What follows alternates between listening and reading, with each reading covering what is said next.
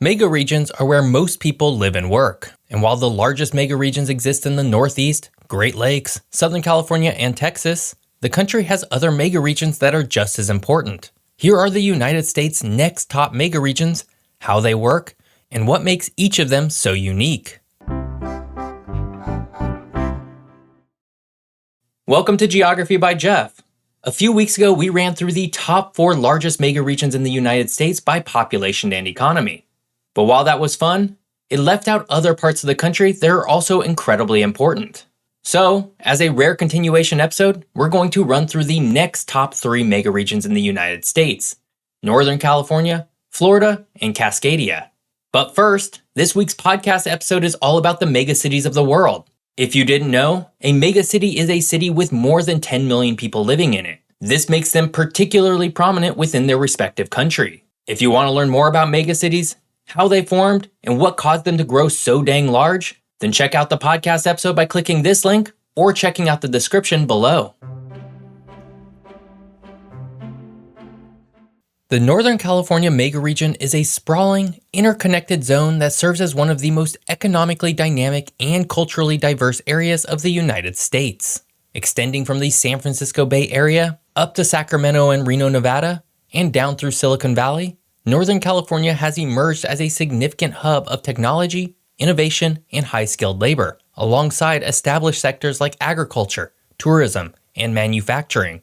Geographically, the Northern California megaregion is defined by some truly stunning natural landscapes that include the California coast on the Pacific Ocean, San Francisco Bay, expansive valleys like the Central Valley, and mountainous terrain such as the Sierra Nevada, which would include Lake Tahoe.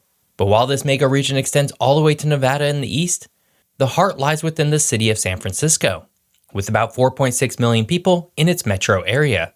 Known for the Golden Gate Bridge, Alcatraz Island, and its cable car system, the city has become the iconic centerpiece for Northern California. South of San Francisco is the city of San Jose and Silicon Valley with about 2 million people. The city is a global center for technology and innovation, and home to tech giants like Apple, Google, and Facebook. This area alone contributes about $400 billion annually to the GDP of the country, making it the wealthiest metro area per capita. Moving further inland, the Sacramento area serves as both the state capital and an agricultural center. The fertile lands of the Central Valley contribute approximately half of all fruits, vegetables, and nuts sold in the United States.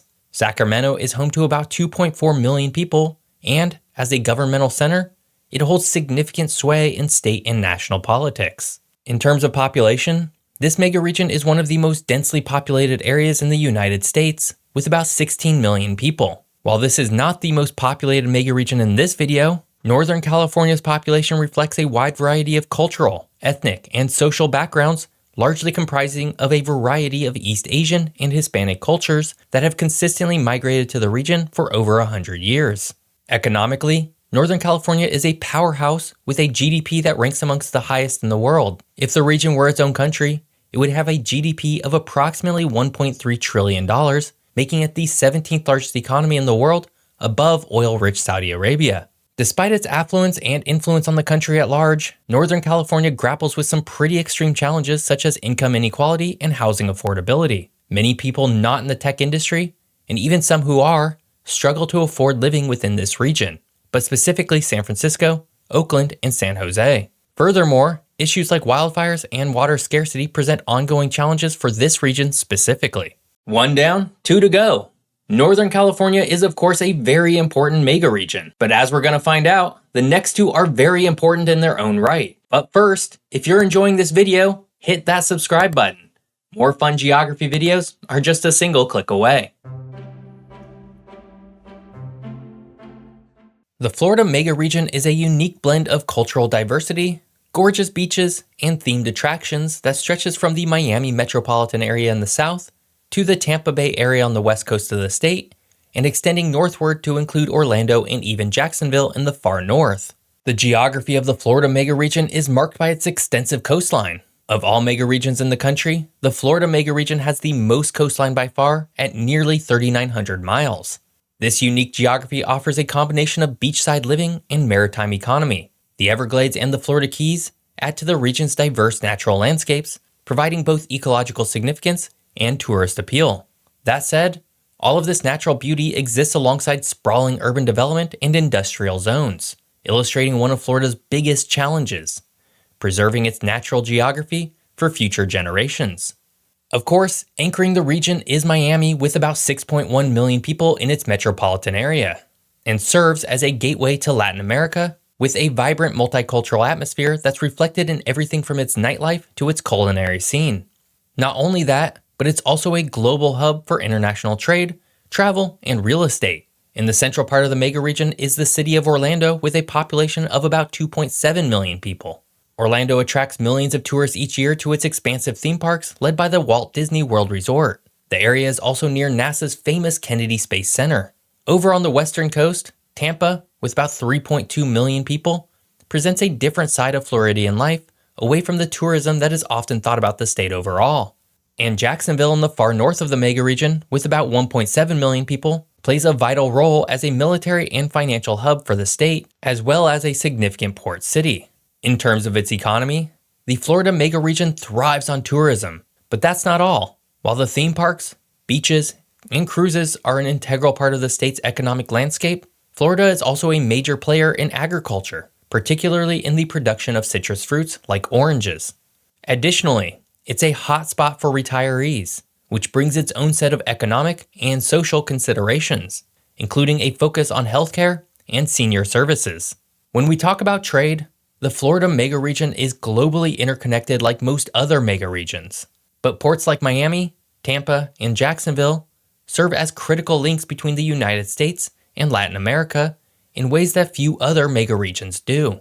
These trade relationships are bolstered by the strong presence of various international communities, particularly from countries like Brazil, Cuba, Colombia, Venezuela, and other Latin American countries. All told, the Florida mega region makes up $1 trillion of the United States GDP, which would place it just slightly above the Netherlands and Turkey in terms of economic power. One interesting thing of note for the Florida mega region is its rapid growth. Florida, as a whole, has grown by about 19% since 2010, and most of those people moved to this mega region. Today, that means the Florida mega region is home to about 20 million people, the vast majority of Florida's total population. The Cascadia mega region, located in the lush Pacific Northwest of the United States and Pacific Southwest of Canada, stretches from Vancouver in British Columbia, down through Seattle in Washington State, and extending to Portland in Oregon, defined by stunning landscapes that include temperate rainforests dominated by Douglas fir trees, rugged and rocky coastlines, and towering mountain ranges like the unbelievably gorgeous Cascades. This region creates a truly unique part of both countries.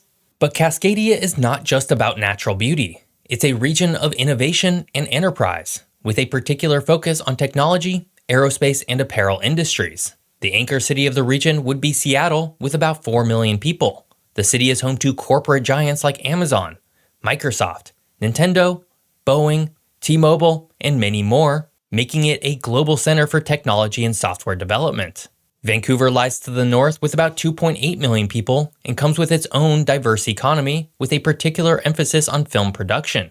Home to Lionsgate Studio, the city is often called the Hollywood of the North. Portland rounds out the region's major cities with about 2.5 million people. The city is home to major apparel companies like Nike, Adidas, and Columbia, as well as Intel's largest employment base. Together, these cities form a corridor of economic activity that has far-reaching impacts both nationally and globally. The educational landscape of Cascadia is equally robust. Institutions like the University of Washington in Seattle, the University of British Columbia in Vancouver, and Oregon State University in Corvallis contribute not just to skilled labor, but also groundbreaking research and innovation. These centers of learning add a dimension of intellectual vitality to the mega region, making it one of the regions of both countries with the highest levels of education.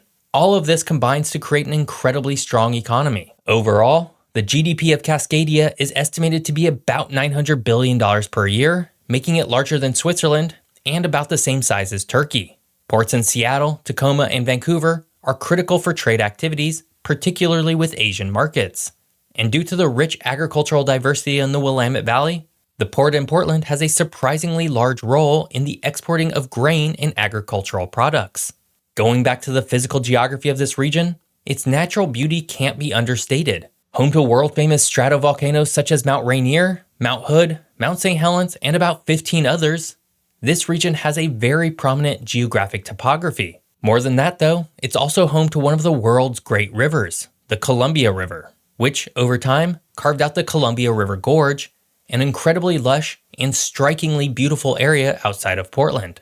But with all this interesting geography comes natural disasters, including earthquakes and volcanic eruptions. Due to its location on the Pacific Ring of Fire, the Pacific Northwest is particularly vulnerable to earthquakes and, as of recent reports, is expected to have a major one sometime in the near future. In a way, megaregions define the country.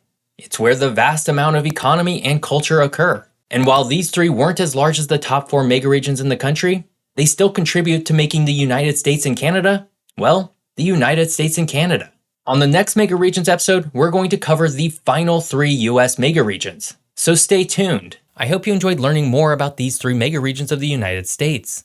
If you did, please subscribe to my channel. You can check out the podcast right here, or another video right here. Thanks for watching. See you next time.